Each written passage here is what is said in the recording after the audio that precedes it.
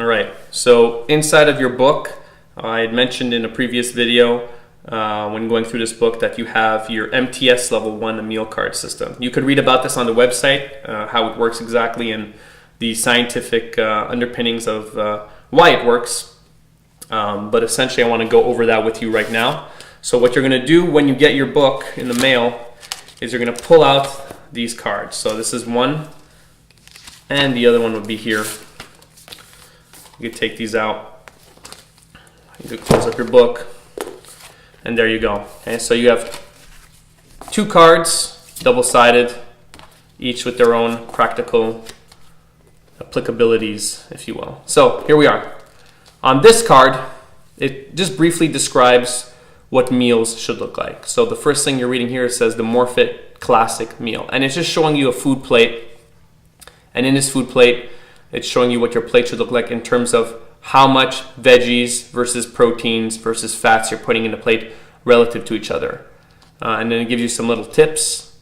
For example, here it's saying breakfast, have a meat and nut breakfast. All right, so that's just a tip. If you're going to have breakfast and you're going to be using a classic meal, make it composed of meats and nuts and a little bit of veggies, and you're going to feel great for the whole day. I know it sounds strange to a lot of you, but trust me on that one.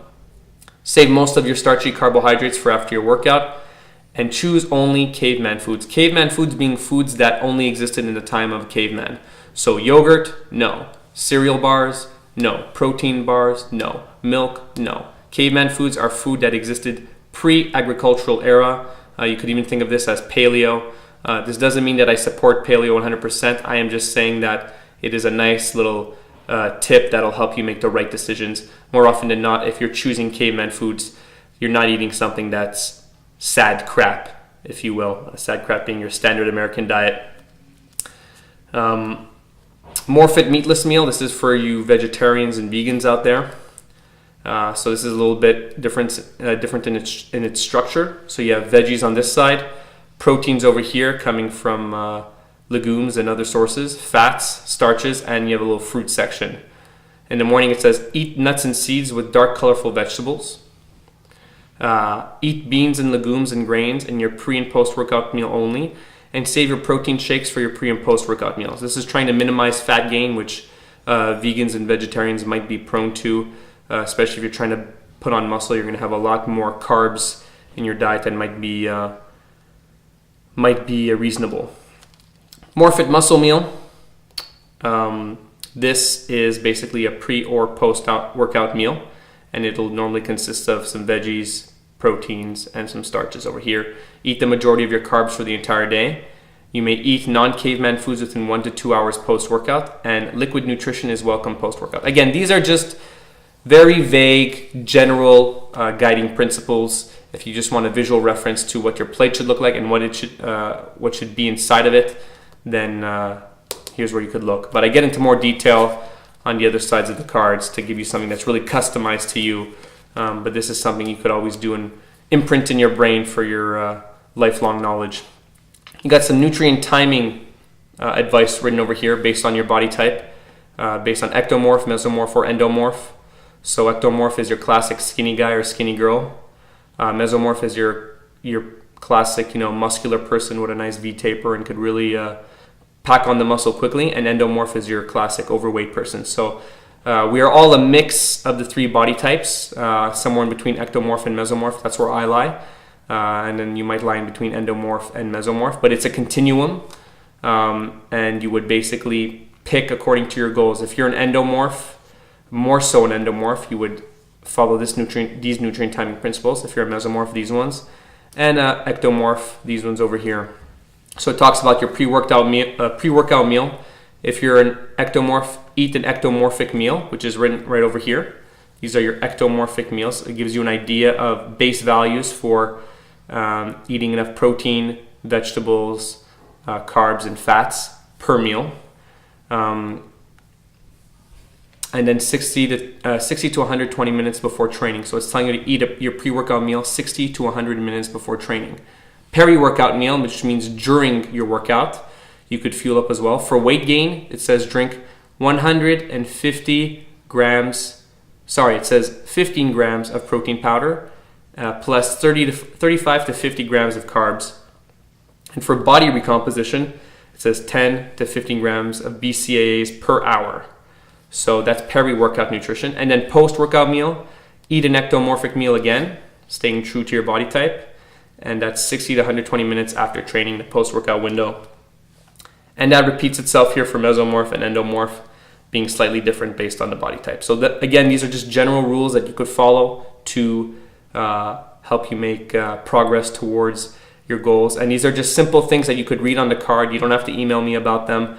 These are just flat out instructions that you could start right away. And then later on, once you've applied them, if you have questions or you need more information, feel free to email me, call me, whatever it may be. Over here, you have those same meals I was mentioning over here for the ectomorph. Okay, these are your ectomorphic meals. So it's divided for men and for women.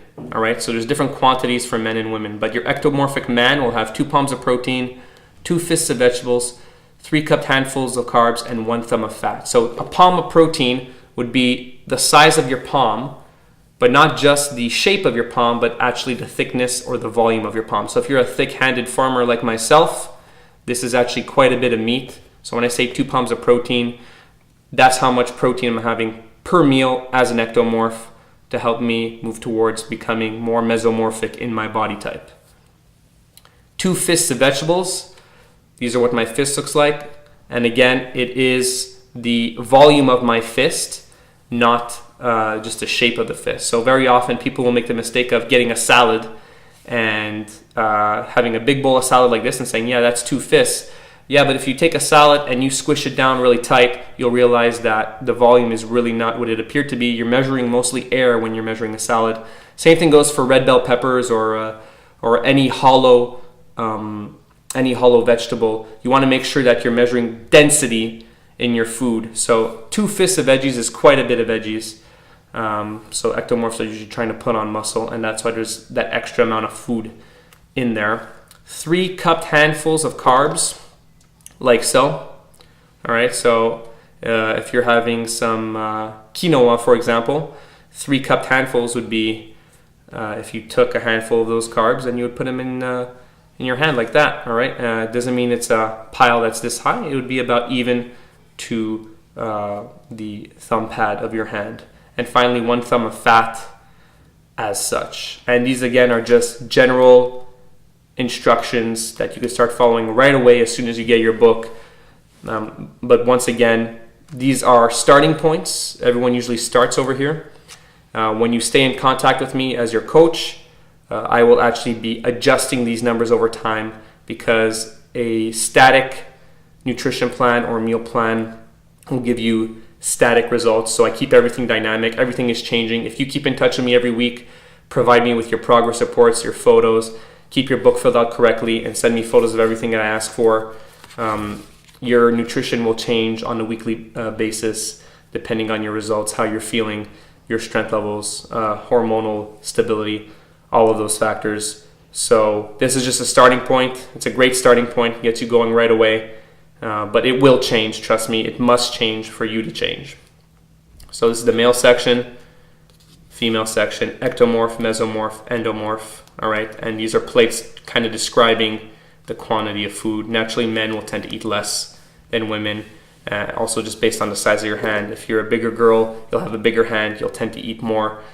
This doesn't mean that you won't lose weight. It just means that you're eating appropriate for your body shape and your structure to maximize yourself, to transform yourself into the best possible outcome that you could hope for. Tips over here, the 90-10 rule. The 90-10 rule I'll briefly explain. Eat like a caveman 90% of the week. The other 10% of the week, you may eat non-caveman foods. So what is 90%? Well, actually it's listed right over here. You're going to be calculating and measuring or recording everything over here. So I'll actually be able to tell you whether you're hitting 90% or not. So the 90-10 rule allows you to be human. It allows you to basically follow your nutrition plan most of the time. And then, if you want a cookie, if you want a piece of cake, if you want to enjoy yourself, have a beer, then that's your 10%. We just got to make sure that we're doing it as exactly 10% and not less than that. Otherwise, you're not going to move in the direction you want. You hear people talking about the 80-20 rule a lot. Truth is, I think 80-20 is too lax. I made it the 90-10 rule because, if you're with Morphic Training Systems, you're going to be disciplined and you're going to get your goal in record timings. I like to do 12-week body transformations or less. So follow the 90-10 rule and you're going to get to where you want to go much faster. The carbohydrate window. This is a simple rule of carbohydrates in order to keep you from spiking your insulin too often. But eat the majority of your carbohydrates for the entire day within 2 hours after your workout. Now, mind you, in your specific meal plan, I may be telling you to eat carbohydrates at different times of the day. But very often, I will always have you eating your high glycemic carbs or your insulin spiking carbs before and after your workout to minimize how often your insulin is elevated throughout the day. I'll talk more about insulin in other videos, but basically it's the hormone that decides where your sugar molecule will go in your body, whether it goes to the fat or whether it goes to the muscle, and you want it to go to the muscle, not to the fat. And finally, the cheat meal rule. For no longer than 3 hours, preferably after a workout, and only one time a week, you may eat your 10% cheat meal from non-caveman foods. So that 10% in your life is actually your cheat meal, and that doesn't mean have 2 huge pizzas, 2 liters of Coke, and stuff your face with 2 boxes of donuts just because you can, because I've given you 3 hours to eat your cheat meal. What it means is satisfy whatever cravings you have for that week, that 10%, and that'll keep you going psychologically to be successful and disciplined for the rest of the week until next time when you do it again. And that is the first side of the compliance card.